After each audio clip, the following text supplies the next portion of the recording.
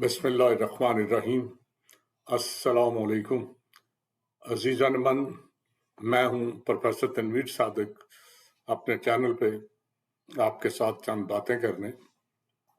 آج میں حلال کمائی کے بارے میں بات کرنا چاہتا ہوں۔ میرے ایک دوست کو کسی دفتر میں کام تھا، وہ پریشان تھا کہ دفتر والے بہت پیسے مانگتے ہیں۔ محلے داروں میں انہوں نے بات کی، انہوں نے کہا مسجد میں ہمارے ایک ساتھی نماز پڑھنے آتے ہیں، وہ شاید اسی دفتر میں کام کر رہے ہیں، ان کا نام پتہ پوچھ لو اور جا کے انہیں ملو، اور جی محلے دار ہوں، تو کچھ نہ کچھ ریگارڈ کریں گے۔ وہ بیچارہ اسی بھول میں ان کے پاس چلا گیا۔ ان کی شہرت بڑی نیک آدمی، بڑے اچھے آدمی کی تھی۔ ان کے پاس گیا، انہوں نے بتایا کہ میں آپ کا محلے دار ہوں، فلاں گھر میں رہتا ہوں۔ بڑے اتفاق سے ملے، چائے منگوائی، بسکٹ منگوائی، کھائیں جی تشریف رکھیں، فرمائیں کس لیے آئے ہیں۔ اس نے بتایا کہ چھوٹا سا کام ہے اور آپ کے دفتر والے 30,000 روپے مانگ رہے ہیں۔ 30,000 مانگ رہے ہیں؟ اس نے کہا جی۔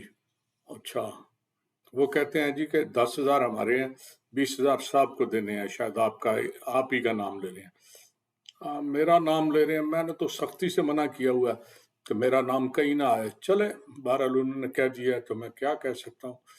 تو کیا کہتے ہیں 30,000؟ بات یہ ہے کہ آپ کا کام میں نے دیکھا ہے، اس میں کم از کم آپ کو 15-20 لاکھ کا فائدہ ہے۔ کوئی اور ہوتا تو اس نے تو حصہ لے لینا تھا۔ میرے بچے جو ہے نا، انہیں میں نے سمجھایا ہوا ہے کسی سے زیادتی نہیں کرنی، یہ آپ سے جو لیں گے نا حلال لیں گے، پورا محنت کا۔ تو میرا خیال ہے 30 کو اتنا زیادہ نہیں ہے، آپ دیکھ لیں، میں ان سے پھر پوچھ لیتا ہوں۔ تو میں ویسے اس میں نہیں آتا، آپ کو انہی سے ڈیل کرنا چاہیے۔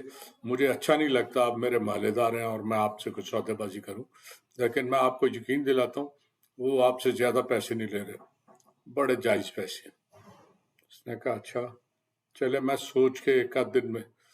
اس نے کہا دیکھ لیں، ویسے میں پرسوں عمرے پہ جا رہا ہوں، کل آخری دن ہے میرا دفتر میں آپ کو یقین سے بتاتا ہوں کہ جو نیا آئے گا نا وہ 4 گنا مانگے گا۔ نظر آ رہا ہے آپ کو اتنا فائدہ ہے تو کیوں نہیں مانگے گا۔ بہرحال میرے بچے بہت اچھے ہیں اور وہ آپ سے زیادہ نہیں لیں گے۔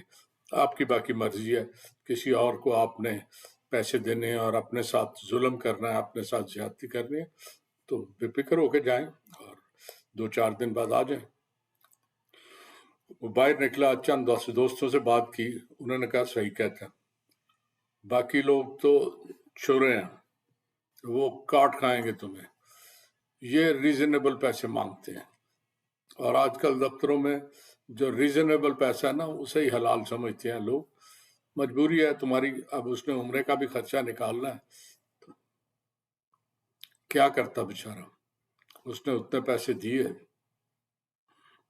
اور اپنا کام کرا لیا۔ وہ سب عمرہ کر کے آئے، محلے میں پھرتے تھے اور محلے میں دعویٰ کرتے تھے یہ بیچارہ آیا تھا، میں نے اس کی ہیلپ کی ہے، اس کا کام کرا دیا۔ یہ نہیں کہتے کہ میں نے 20,000 لیے، وہ صرف یہی کہتے ہیں کہ میں نے کام کرا دیا۔ اور بڑے مجھے سمجھ نہیں آتی، یہ ایک نہیں 20 لوگ ہیں۔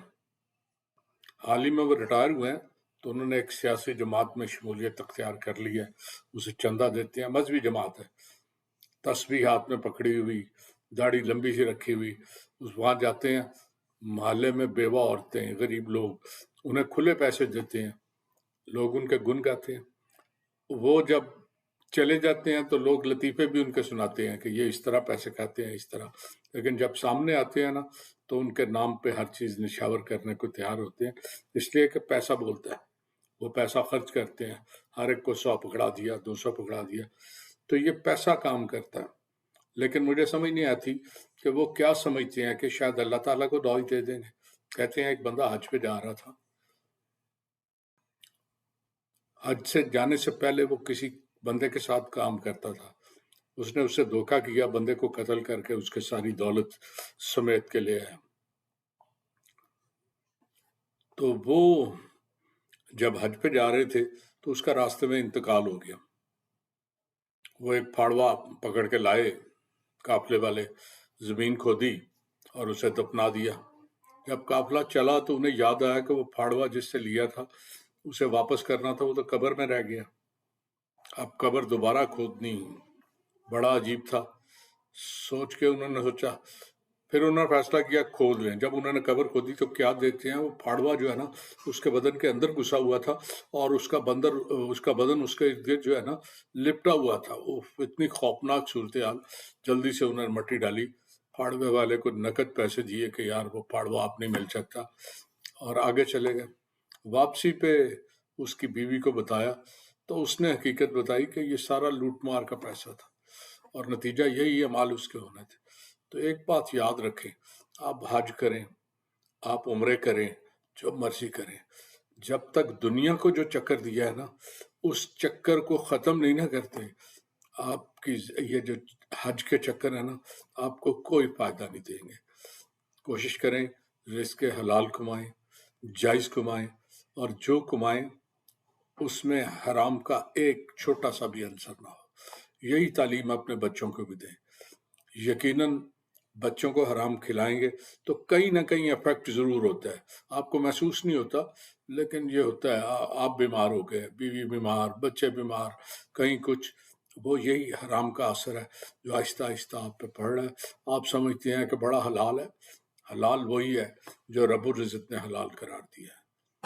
تو بہرحال میری آپ سے ریکویسٹ ہے کہ حلال پہ غور کریں، اور جاتے جاتے میرے چینل کو سبسکرائب ضرور کریں، بیل کے آئیکن کو بھی دبا دیں۔ انشاءاللہ آپ سے ملاقات ہوتی رہے گی۔ اللہ حافظ۔